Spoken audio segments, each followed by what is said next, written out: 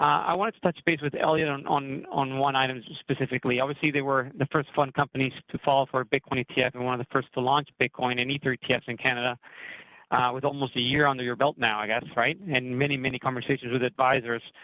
So what is your sense of how advisors are using cryptocurrencies ETFs here in Canada in their practice?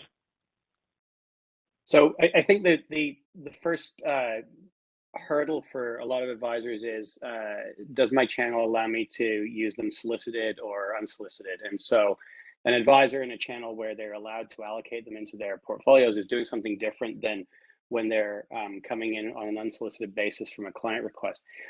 Either way, once you have to use them, if the client asks or if you're deciding to, you're faced with the first most important question that we hear from advisors, which is, how do I size this in my book, right? The volatility is, it's extremely high, right? I mean, this is about an 80 vol asset class over the long run.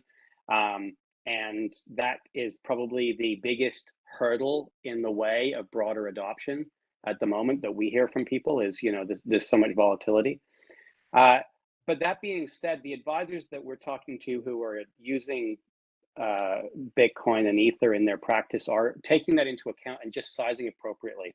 They're putting something like a 3% allocation or something like that. There's been research done that I saw recently that said, in the past 12 months, if you added 3% Bitcoin to a 60-40 equity bond strategy, you improved your yield by your return for the year by 13% or something. So you can have a small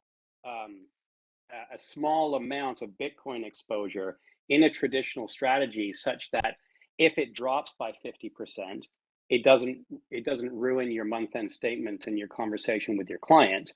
But on the other hand, because of the asymmetric return characteristic of Bitcoin, you could have a month where in talking to your client, it's gone up 100%. I mean, last month, Bitcoin was up a very large amount. Anybody who's having conversations today with clients after the month of October, and they had a 3% allocation to Bitcoin, now has a reasonably good conversation about that. Now they may then, I think the folks who are really paying attention may scale that back down. They're gonna rebalance because they're mindful of that volatility.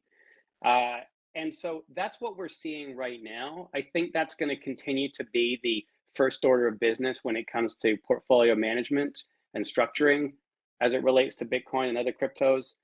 But over time, our personal opinion is that this level of volatility will not persist and will reduce as adoption increases. It's just sort of mathematically likely that when you have much larger pools of capital allocating into Bitcoin, you're going to have less volatility in Bitcoin because you've got more stable holders who own it. And so that's sort of the lay of the land that we've been hearing from folks at the moment. And also, on the topic of solicited versus unsolicited, I think, we'll continue to see the dealer platforms allow more use of Bitcoin in their practice. And that comes back to your earlier point about SEC approval and these regulatory approvals. I think that helps everybody become more comfortable and accepting of the asset class.